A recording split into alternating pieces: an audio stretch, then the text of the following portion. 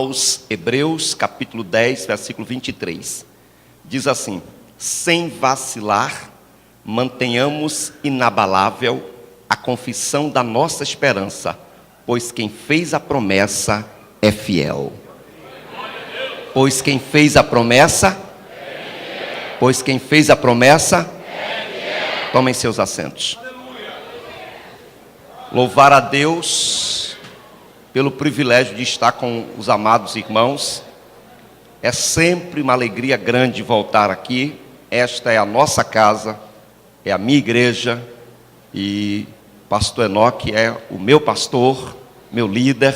Pastor Isaura é pastora e mãe, sempre assim que ela fala comigo. Obrigado pelo convite, muito me honra, me alegra estar convosco aqui. Cumprimentar todos os ministros, os obreiros que estão aqui, e em especial o pastor Antônio, que é meu tio, né? Eu não vou ficar careca igual a ele, irmãos. Ele é um careca bonito, né? Mas eu não vou ficar igual a ele, não. Ele brinca que eu estou parecendo Magélio por causa do bigode. É bom estar com o senhor aqui. Obrigado, parabéns pela sua coordenação do Departamento de Família.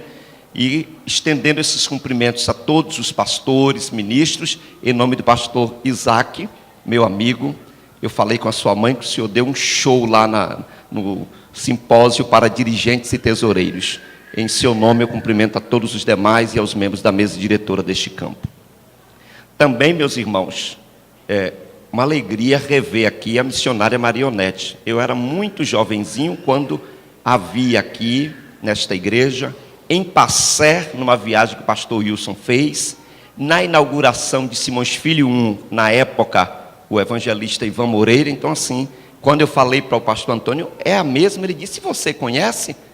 Minha mente, aquilo que eu fotografo, eu lembro sempre. Deus continue abençoando a serva de Deus. Meus irmãos, o tema é família vivendo as promessas de Deus. E é sobre isto que nós vamos versar nesta noite. Eu estou acompanhado do diácono Neviton, que está aqui no primeiro banco, advogado, presidente do conselho jurídico da nossa igreja, e veio me acompanhando nesta viagem. O versículo 23 diz: sem vacilar, mantenhamos inabalável a confissão da nossa esperança, pois quem fez a promessa é fiel. E o tema do mês é família vivendo as promessas de Deus. As promessas de Deus. Para falarmos de algumas promessas, não dá para falarmos de todas as promessas, nós vamos introduzir este assunto dizendo aos amados irmãos que promessas na Bíblia é um assunto muito vasto. As Sagradas Escrituras contêm incontáveis promessas. Podemos afirmar pela Bíblia que o nosso Deus é Deus de aliança e é Deus de promessas. Ao lermos o primeiro livro da Bíblia, o livro do Gênesis, nós já encontramos Deus fazendo algumas alianças. A aliança adâmica, a aliança noética, a aliança abraâmica. E para todas as alianças sempre existiam promessas. Então Deus, o Deus que cremos, o Deus que pregamos, é Deus de aliança e Deus de promessas. Há na Bíblia um juramento divino que afirma a fidelidade de Deus no cumprimento das promessas. Josué diz no capítulo 23, versículo 4, que nenhuma das promessas ou nenhuma das palavras que o Senhor falou, nenhuma caiu por terra, todas se cumpriram. E aos Hebreus, o escritor diz assim, nós lemos que fiel é quem fez a promessa, e ele não tendo por quem jurar, jurou por ele mesmo. É um juramento da fidelidade de Deus. É Deus dizendo assim, não tem ninguém maior que eu para jurar. Eu juro por mim mesmo e eu garanto que todas as promessas se cumprirão. Logo, meus amados irmãos, por detrás das promessas, nós encontramos a veracidade e a onipotência de Deus. Porque Deus não promete para não cumprir, ou não promete com falsidade, ou não promete para enrolar E aí nós sempre lembramos de algumas categorias, de algumas classes que prometem e não cumprem. Deus não. Por isso o escritor diz assim: mantenhamos firmes, sejamos inabaláveis na nossa esperança, porque quem prometeu é fiel.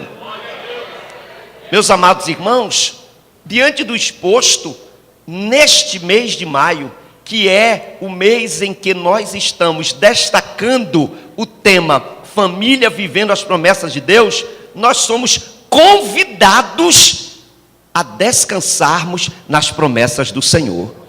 Eu cheguei aqui e a cantora estava entoando o hino. Vou seguir nos braços de Jesus, vou descansar. Não dá para ficarmos atribulados, ansiosos, preocupados, estressados, desequilibrados por alguma coisa, já que nós temos promessas. Quem tem promessa vai dormir tranquilo, porque o Senhor vai cumprir a promessa. E neste mês, Deus está lhe chamando, lhe convocando a trazer a sua família para ver, para ouvir, para perceber, para compreender que existem promessas de Deus para a sua família. E existindo promessas, você não vai abrir mão da sua família, porque fiel é quem prometeu a promessa, ou quem fez a promessa, melhor dizendo. Logo, meus irmãos, as promessas de Deus são condicionadas à obediência. De vez em quando algumas pessoas dizem assim: olha, quem tem promessa de Deus não morre. Até tem um hino que diz isto. Só que quando lemos a Bíblia, o escritor aos Hebreus diz assim: eles morreram aguardando a promessa. Então não é bem assim, porque do Gênesis ao Apocalipse, todas as promessas estão condicionadas à obediência. E o texto de Deuteronômio capítulo 28 vai dizer isto: se obedecermos. Então há uma condição, a condição da obediência. Entretanto, Deus fez promessas, faz promessas, valida as suas promessas, e o mais interessante, Deus cumpre as suas promessas. Mas então, se o tema é família vivendo as promessas de Deus, quais são as promessas de Deus para a família, ou no plural, para as famílias? Quais são as promessas de Deus? Diante do que falamos, quais são as promessas? A primeira promessa de Deus para a família é a promessa de bênção. Ao abrirmos Gênesis no capítulo 12, Deus já está dizendo para mim e para você, que ainda que não aconteçam coisas grandes, nossa família já está debaixo da bênção. Porque capítulo 12, versículo 3, o escritor na Almeida Revista e Corrigida diz assim: em Abraão serão benditas todas as famílias da terra. Nessa versão diz assim: todas as famílias da terra serão abençoadas por meio de ti. Esse texto está em Gênesis capítulo 12, versículo 3. Mas a promessa feita a Abraão é extensiva à sua família, é extensiva à minha família, é extensiva à nossa família. E Paulo pega este versículo de Gênesis capítulo 12, versículo 3, e correlaciona em Gálatas capítulo 3, versículo 8, dizendo que esta fala de Deus a Abraão é o evangelho chegado até nós. Logo, todo mundo que conhece a Jesus está na bênção de Abraão. Querendo ou não, sua família está debaixo da bênção. E se está debaixo da bênção, quem é que vai amaldiçoar? Podem até tentar, podem até fazer encantamento, podem até fazer algum trabalho, alguma simpatia, mas o Balaão disse assim: eu não posso amaldiçoar quem Deus já abençoou. Acabou. Aí a pessoa faz a campanha, ora, sabe, jejua e vê, será não, irmão, já tem uma promessa. Sua família está debaixo de um decreto divino, sua família é abençoada. Acabou. E como diz a história, Zé Finim está abençoada. Quem vai amaldiçoar? Em ti serão benditas, serão abençoadas todas as famílias da terra. Essas palavras, Paulo diz assim, é o prenúncio do evangelho a Abraão. Logo, nossa família está debaixo de uma promessa de bênção, e nenhuma maldição nos alcançará. Esta é a primeira promessa que você tem que tomar posse. Por que tomar posse? Porque nós temos na Bíblia doutrinas, princípios, mandamentos e promessas. Doutrinas devem ser pregadas, expostas, ensinadas. Mandamentos obedecidos. Princípios estão nas entrelinhas, nós vamos interpretá-los. Mas as promessas nós temos que tomar posse. Não bastava matar o cordeiro, tinha que passar o sangue nos umbrais da porta. Não basta você conhecer a promessa, é preciso tomar posse da promessa. Que este mês de maio você tome posse da promessa, das promessas, e veja as promessas de Deus se cumprindo na sua família. Então a primeira promessa é a promessa de bênção. Nós já estamos abençoados. É por isto, pastor Isaura, que Deus não diz a Abraão assim: e tu procurarás bênção. Ei, Deus não diz a Abraão: e você, Abraão, vai sair procurando bênção. Deus diz a Abraão: e tu serás uma bênção. Porque eu já sou abençoado. Sua família já é abençoada. Agora seja bênção onde você chegar. Pastor, e o que é ser bênção? Já que a minha família está debaixo das promessas, e uma das promessas é a bênção, e a minha família é abençoada, onde eu chegar, eu tenho que ser canal de bênção para outras famílias.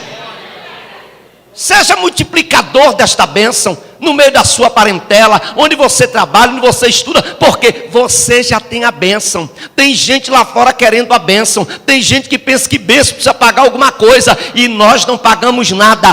Tudo que Jesus conquistou na cruz é direito nosso, é nossa herança. Amém ou não amém? Segunda promessa de Deus para a família ou para as famílias: promessa de salvação. A primeira promessa de bênção e a segunda promessa de salvação. Eu sempre estou correlacionando o Antigo com o Novo Testamento. E lá no livro do Gênesis, no capítulo 7, o Senhor diz assim para Noé: entra tu e tua casa na arca. Casa ali é sinônimo de família. O mundo daquela época, corrompido, e o capítulo 6 vai falar da corrupção do gênero humano. Os filhos de Deus se envolvem com as filhas dos homens, nascem gigantes, a corrupção, a depravação é total, e Deus procura um justo e só encontra Noé. Aqui tem uma forte iluminação. Você é responsável pela bênção ou maldição da sua família. O povo da corrupção alcançou a maldição. As pessoas foram levadas pelo dilúvio. Noé, porque era justo, atraiu a bênção de Deus. A sua obediência, a sua justiça, a sua paciência, a sua perseverança, a sua fé atrai a bênção de Deus para a sua família. Então, quando Deus manda Noé construir a arca, não bastava construir a arca, precisava entrar na arca. Não basta conhecer a promessa, é preciso tomar posse da promessa. Aí Deus diz: entra tu e a tua casa. Para o que ali? Salvar a família. Para o quê? Salvar a família, preservar a família. Entra Noé, não pode ficar de fora. Na arca tinha todos os animais. Imaginemos o mau cheiro que não era na arca, mas estavam seguros, mas estavam salvos, mas estavam preservados. Diante da pergunta do carcereiro de Filipe: o que devo fazer para ser salvo? Paulo e Silas bradam em alta voz dizendo: crê no Senhor Jesus Cristo e serás salvo, tu e a tua casa. Sabe qual é a promessa de Deus para você, meu irmão? Salvar você e toda a sua família. Você pode ser o único crente, o único discípulo de Jesus, o único cristão na sua família, mas está começando com você a história a ser mudada na tua família. Algumas coisas para falarmos e analisarmos aqui, biblicamente e do ponto de vista testemunhal. Biblicamente, Noé estava levando sua família para a arca para salvá-la, para preservá-la. Só que no livro de Ruth acontece o contrário. O marido de Noemi sai de Belém, que era a casa de pão, e vai para a terra dos moabitas, de deuses pagãos. Chegando lá, ele morre e morrem os seus filhos. Ei, ele tirou a família do lugar da bênção para o lugar da maldição. É complicado esse negócio. Pastor, eu não entendi. Está na igreja, está debaixo da bênção, a família está toda abençoada, os filhos estão entrosados no ministério de louvor, estão no departamento. Pastor Enoque, me perdoe, aqui não tem não. Dá um calundu, sai da igreja. O menino diz, mas eu não quero sair da igreja, pai. Mas vai sair porque eu não vou ficar nessa igreja. Os meninos desviam todos porque não acostumam em outra igreja. Tira do lugar da bênção para levar para o lugar da maldição. Irmão, Belém é casa de pão. Não sai do lugar do pão, do lugar da palavra, do lugar da água viva para ir comer bolotas, não. Se aqui tá bom, fica aqui, porque aqui é o lugar da bênção de Deus para a sua família. Então, a promessa de salvação. Jesus salva, mas você é responsável em preservar a sua família. Primeira, na família da minha mãe só tem um tio que não aceitou a Jesus ainda. Dos irmãos dela, só tem um que não aceitou a Jesus ainda. Irmão, quando Jesus nos salva, salva para mudar a história da nossa família. Ah, pastor, porque era assim? Porque minha família é toda torta, porque na minha família ninguém casa, porque na minha família todo mundo é mãe solteira, na minha família todo mundo morre de cirrose hepática, na minha família todo mundo usa droga, na minha família todo mundo usa cachaça. Era assim até o dia que você fez uma aliança com o Senhor. Naquele dia as maldições foram quebradas e você vai declarar: Satanás, até aqui você avassalou minha família, até aqui você oprimiu a minha família, agora eu estou debaixo da promessa de que há salvação para minha família. Há salvação para a tua família. Não é obrigado, mas se você quiser, diga para a pessoa que está ao seu lado: há uma promessa de salvação para a tua família. Não desista, não pare de crer, não abra mão. Ore, lute, jejue, evangelize, traga para a igreja, traga para encontro de casais, traga para palestra para as mulheres, e a palavra não volta vazia. Uma hora o Espírito de Deus vai convencer e a pessoa será salva pelo poder do nome de Jesus. Amém ou não amém? O carcereiro de Filipe, numa situação trágica, fatídica, ele quer tirar a própria vida. E Paulo diz: não faça tal, nós estamos todos aqui. Ele então pergunta: e agora, o que é que eu tenho que fazer? Diz: é fácil. Ô irmão, o evangelho é fácil. O evangelho é simples. Não crer no Senhor Jesus Cristo e será salvo tu e a tua casa, ou seja, tu e a tua família. Esta promessa é para você, é para você, é para você, é para você. Terceira promessa de Deus para a família, a promessa de prosperidade. Promessa de quê? Prosperidade. Salmo 1 diz assim: não, verso 3, não são assim os ímpios, são como a moinha que o vento espalha, mas o justo é como planta junto a ribeiros de águas, e tudo quanto fizer prosperará. E tudo quanto fizer é uma promessa. O problema é que nós estamos achando que prosperidade é ser rico, é ter uma vida nababesca, de regalias. Não. Aí eu fiz questão, pastor Davi, o senhor que gosta do judaísmo, da história de Israel, de ver que para os judeus e na Bíblia, prosperidade não é riqueza, não é uma vida de regalias ou nababesca, como já falei. O significado é ausência de necessidade, ter sucesso, bons resultados, abundância e, em resumo, é ser feliz. Prosperidade na Bíblia é ser feliz. E você é salvo, você é feliz. A senhora é salva, a senhora é feliz. Aí eu estava fazendo as anotações, pastor Antônio, e pensando: eu sou próspero. Eu tenho compromissos a pagar, compromisso de todo mês, mas não devo a ninguém para cobrar na minha porta. Não devo a agiota, não tomo dinheiro emprestado, não tenho meu nome na praça, todo mundo esculhambando porque é um homem. Não, eu sou próspero. Eu sou próspero porque um dia nasci e fui batizado 7 vezes para não morrer pagão, porque eu era doente. Hoje, fui 7 vezes, e 8ª vez com o pastor Wilson, que me batizou no Rio Pitanguinha. Era muito pecado, viu, minha gente? Fui batizado, mamãe era católica, então fui batizado. Eu ficava todo roxo, endurecia todo. Aí meu avô dizia: meu filho não pode morrer, meu netinho, não, pagão. Aí batizava, jogava água na cabeça, nome de pai, de filho, 7 vezes. A 7ª vez foi batizado mesmo na igreja católica, com os padrinhos. E depois mamãe recebeu Jesus como Salvador. Aos 14 anos, nas margens do rio Pitanguinha, aqui nessa cidade, eu fui batizado nas águas. Então assim, doente. Hoje não sou doente, sou saudável. Sou próspero. Consegui estudar, tenho ido em lugares que nunca iria na vida se eu não tivesse com a minha vida entregue a Jesus. 25 de junho agora, retorno a Cabo Verde para mais alguns dias de aula e seminário para casais. Então eu sou próspero e eu sou feliz. O rico, o milionário não tem o que nós temos, porque não tem paz, não tem sossego na alma, não é feliz, vive com medo de ser sequestrado, vive com capangas, com segurança. Você sai e volta, e o texto está dizendo: Ele guardará a tua entrada, a tua saída.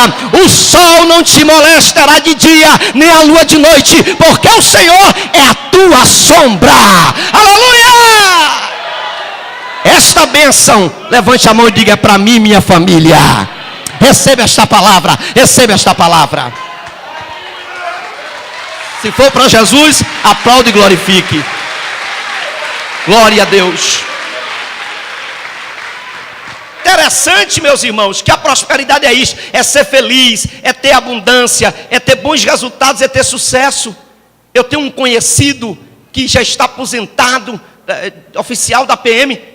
Pastor, veio se aconselhar pedindo: o que é que eu faço? Eu tenho 8 empréstimos bancários e quando chega no mês eu recebo R$80. O salário é até bom, ele poderia ser um homem talvez até rico, numa situação financeira equilibrada, mas não é próspero. E você, irmã, viúva, aposentada, pensionista, tem um salário mínimo só, mas está de bem com a vida, porque sobre você repousa a bênção da prosperidade. Glória a Deus. Aí, ó, e tudo quanto fizer, prosperará. Aí olha assim: onde foi que ela conseguiu esse dinheiro? Onde foi que ela conseguiu isso? Quem diria que ele ia? Onde é? Você diz assim: meu segredo é que eu estou debaixo da promessa. Amém ou não amém?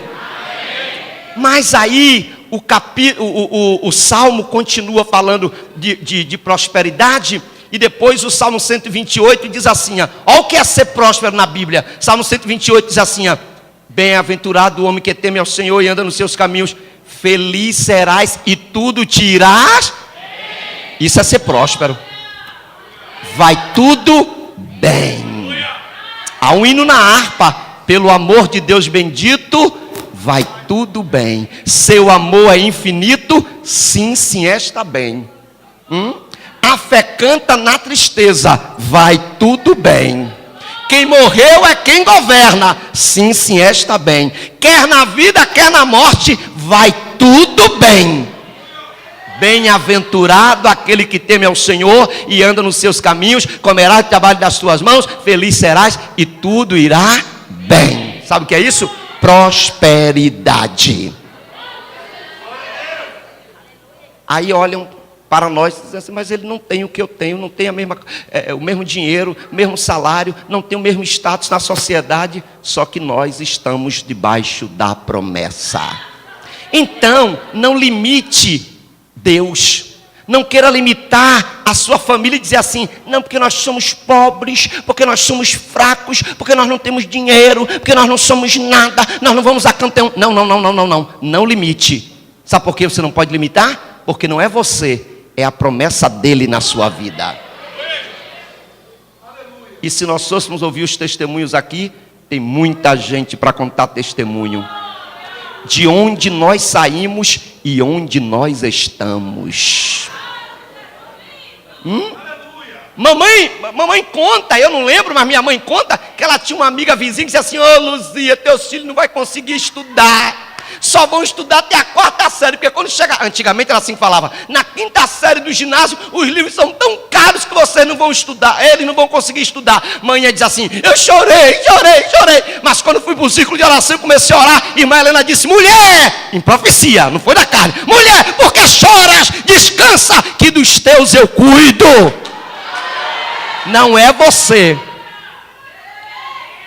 Se o Senhor não edificar a casa, em vão trabalham os que edificam. Se o Senhor não guardar a cidade, em vão vigia a sentinela. O Senhor está dizendo que todos os teus esforços são inúteis. Tudo só dá certo, só prospera se Ele for o centro da sua família. Então, a terceira bênção é a bênção da prosperidade. Diga: tudo que eu fizer prosperará. Agora olhe para mim. Faça com excelência, faça com zelo, com afinco. Porque também faz pela metade, começa e para, não vai dar certo. Porque tem gente que parece que tem um espírito do atraso. Tudo que começa na vida para, não termina um curso, não faz nada. Não, aqui você está no lugar da bênção. É para começar, terminar, levantar o diploma, levantar o troféu e dizer: até aqui me ajudou o Senhor. Quarta promessa, vamos recapitular. Primeira promessa, promessa de bênção. Segunda promessa, promessa de salvação. Terceira promessa, promessa de prosperidade. E aí, eu vou para a quarta promessa, mas eu tenho que falar o que eu escrevi aqui, pastor Manuel Reinaldo, meu amigo. Eu tenho dificuldade, eu não consigo. Crente que vive o tempo todo na prova, já viu assim? Ô irmão, tem alguma coisa errada. Todos nós, pastor, nós passamos por prova. Todo mundo na vida já teve um dia que teve escassez de pão. Mas não é a vida toda não, é um período de provação, meu irmão. Eu não aceito isso. Eu conheço a pessoa dali até o momento da morte, é só prova. Vamos rever o nosso altar, vamos rever o que é que está errado, porque o choro pode durar uma noite, mas a alegria virá pela manhã. Ó, você tem promessa de prosperidade. Em alguns momentos você pode até ter escassez, passar por uma provação. Deus permite para nos tratar, para nos moldar, mas não é a vida toda. Outra coisa é que nesse momento de provação, nós conhecemos mais a Deus, chegamos mais perto de Deus, Deus se manifesta para nós, mas vai viver a vida toda assim, desculpa a expressão do nordestino, na requenguela, não tem nada, não faz nada, não dá para acreditar não. Evangelho é progresso.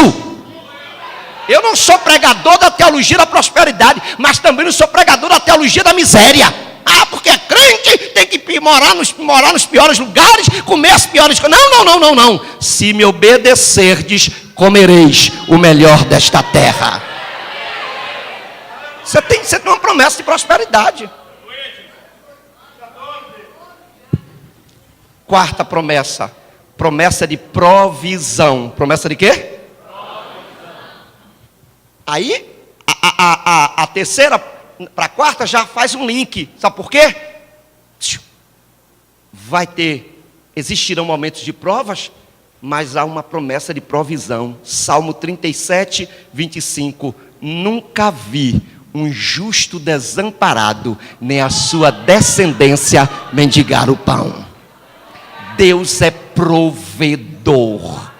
O Deus que nós estamos falando de promessas é o Deus de Abraão, que quando Abraão leva Isaac para o sacrifício, Isaac diz: meu pai, aqui está o cutelo, está o fogo, está tudo preparado, e o cordeiro, Abraão diz: Deus para si proverá. Ali se origina a fala Jeová Jirê, o Senhor da providência ou da provisão. Meu irmão, você pode, minha irmã, está passando por qualquer luta financeira, qualquer escassez, mas sobre a sua família tem uma promessa de provisão. Deus é o provedor. O salmista continua dizendo, lá no Salmo 34, verso 10, os filhos dos leões necessitam e sofrem fome, mas aqueles que buscam ao Senhor, de nada tem falta. Provisão. Você pode não ter agora, amanhã terá. Você pode orar e não ter nesse momento. De madrugada o Senhor vai prover. Todo crente que já tem um tempo no Evangelho sabe do testemunho da irmã que estava orando: Jesus manda pão, Jesus manda pão, Jesus manda pão. E a senhora que pertenceu ao culto afro disse: eu quero ver se ela vai dizer que foi Jesus que mandou o pão mesmo. Chegou lá, abriu o telhado, jogou pão, depois bateu na porta: ô minha vizinha, bom dia, a senhora é crente, né? Eu estava orando, foi. E Jesus mandou pão? Ela disse: Jesus mandou mesmo, foi Jesus que mandou. Foi Jesus não, foi o diabo, que quem jogou fui eu. A irmãzinha, entendendo que Deus é provedor, ela disse: foi Jesus quem mandou, porque quando Jesus quer, até o diabo obedece. Você crê na provisão de Deus para a sua família? Então você vai concluir aquele curso, você vai conseguir aquele emprego, você vai fazer aquela faculdade, você vai passar naquele concurso, você vai pagar essas contas, as coisas vão mudar, porque o Deus dos céus se levantará como Deus provedor na tua casa e na tua família. Este mês, parabéns pastor Enoque pelo tema, parabéns. Este mês Deus está dizendo para você: não duvide, creia somente. Porque quando nós começamos a entender as promessas, no meio do caminho vem alguém que dá más notícias. O homem chega lá para falar com Jesus que a filha dele estava doente. Lembra da história, não lembra, pregador? Olha, minha filha está doente. No meio do caminho, querido, parabéns pelo seu aniversário. No meio do caminho chega a notícia: não incomodes o mestre, a menina já morreu, não tem mais jeito. Jesus olha e diz assim: crê somente. É o que Deus está dizendo para você. Você não está vendo nenhuma porta aberta, está tudo difícil, a coisa está apertada, como diz na linguagem, está feio o negócio, e Deus está dizendo: tem promessa, creia somente.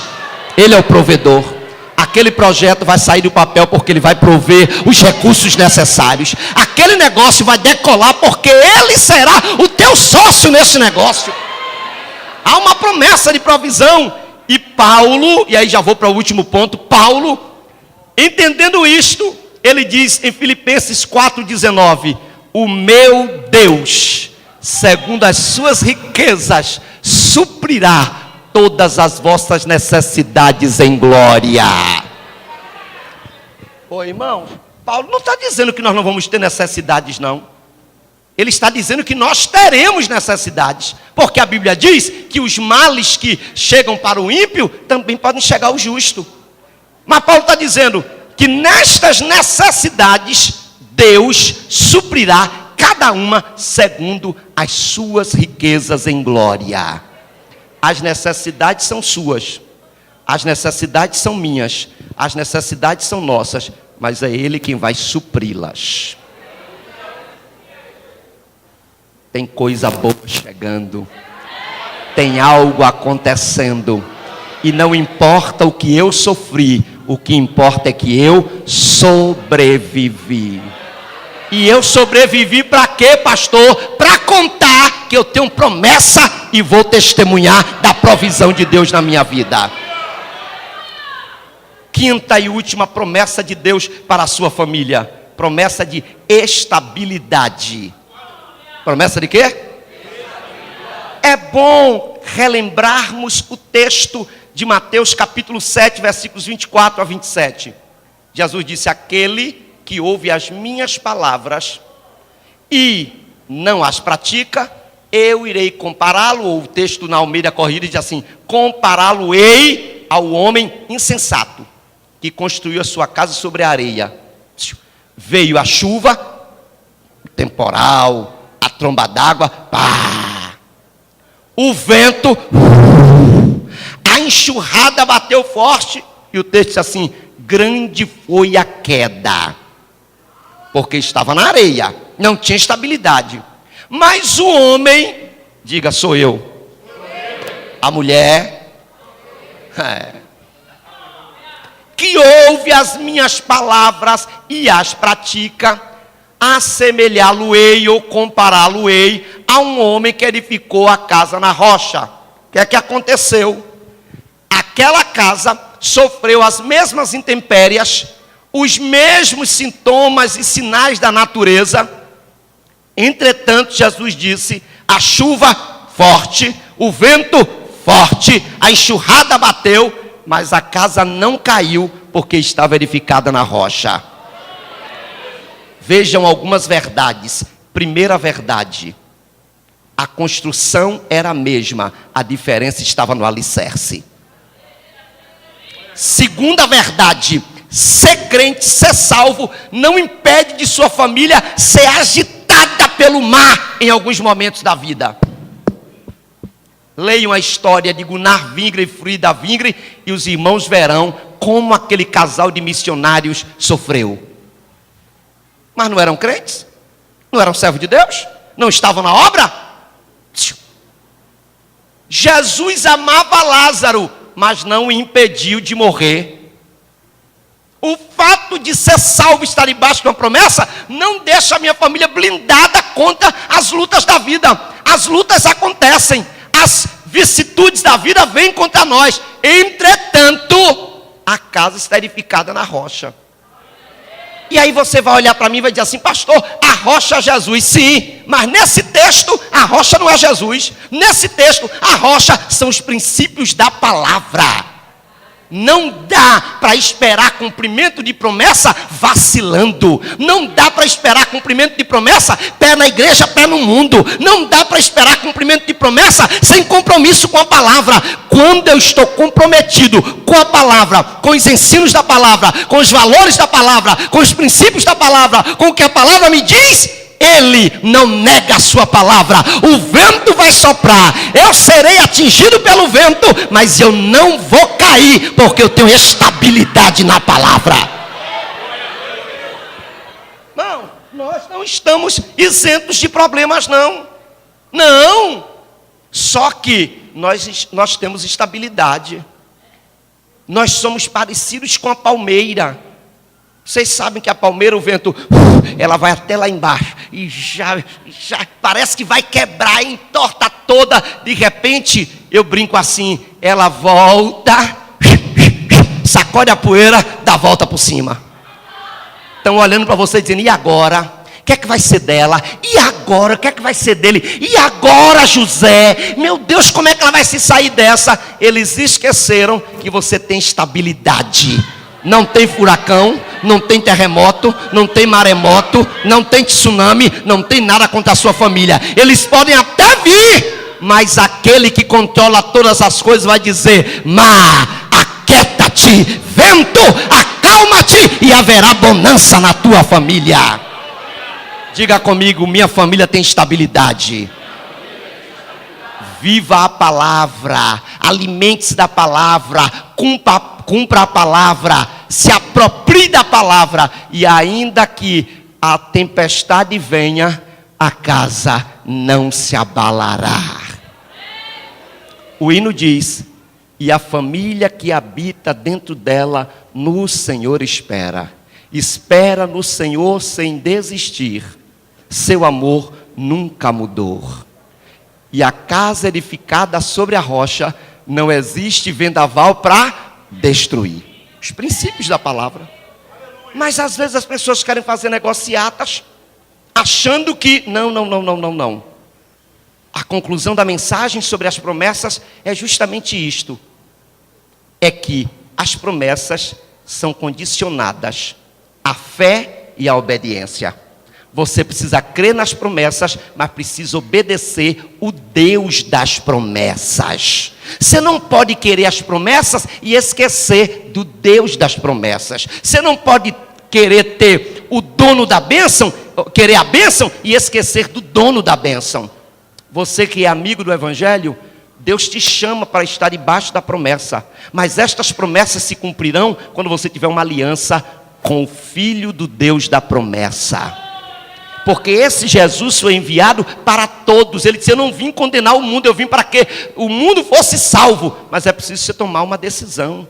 Por quê? Quando você toma uma decisão, você se firma na palavra, e aí a casa não se abalará. Meus irmãos, encerrando aqui a mensagem desta noite, eu quero ministrar sobre a sua vida, profetizar para você dizendo: sua casa não cairá. Sua família não será solapada pelas adversidades da vida. Sua família se manterá de pé. Agora, tome posse da palavra e da promessa e cumpra a palavra. E então você vai chegar aqui, contar o testemunho: fiel é o que prometeu. Achavam que não ia cumprir, mas se cumpriu, porque ele é fiel. Então, sai daqui tranquilo, descansa, fica em paz, não perde o sono não, porque quem prometeu vai se incumbir de fazer a promessa se cumprir. Quem prometeu não volta atrás, porque ele é imutável. Quem prometeu controla todas as coisas. Quem prometeu diz que os seus dons e promessas são irrevogáveis. Quem prometeu está dizendo: as promessas ainda estão de pé. Tome posse, creia e saia dizendo: minha família está debaixo de um decreto divino e eu tenho a marca da promessa. Deus vos ajude, Deus os abençoe, Deus vos guarde, e que todas as famílias aqui estejam edificadas na rocha e vivendo as promessas de Deus. Muito obrigado, Deus os abençoe.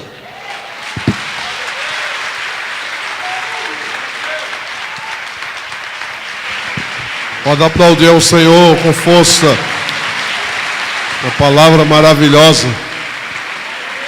Nós vamos encerrar este culto cantando. Mas eu quero convidar aqui o pastor Enivaldo e vou lhe pedir algo em nome de Jesus. E o pastor não vai poder me negar. Quantas vezes ele foi batizado? Não. 8.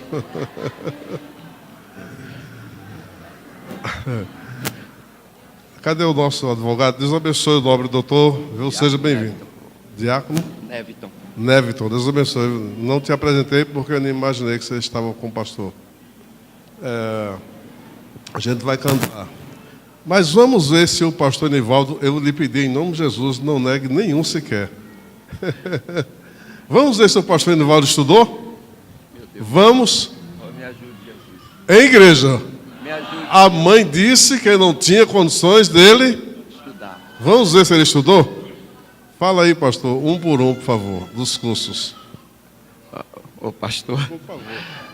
Por favor. Meus irmãos, eu fiz filosofia, aí depois casei com a Feira de Santana, concluí lá, fiz teologia, já fiz a pós-graduação em psicopedagogia, já fiz psicologia pastoral e estou caminhando aí. Ele está com modéstia, tem muita coisa aí que ele não quer dizer. Agora, quantos países o pastor... Quantos países o pastor já foi? Já estive na Bolívia, no Paraguai, já estive na Inglaterra, Portugal, Espanha, França, Cabo Verde. Volto agora para Cabo Verde para dar aula. Sabe o que é isso? Vivendo as promessas de Deus. Eu estou pedindo para que ele fale, porque ele não fala. Mas estou pedindo para a igreja entender que um menino ameaçado de morte, Deus preserva e transforma em um abnegado pastor, companheiro e amigo. Viu, irmã Helena? É assim que Deus faz. E quando Deus faz, está feito. Viu? Quando Deus faz, está feito. Saimara, está feito. Diga para o irmão que está ao seu lado com carinho: o que Deus fez na sua vida está consolidado. Glória a Deus. Está consolidado, sim, em nome de Jesus. Vamos adorar o Senhor. Vamos adorar. Aleluia.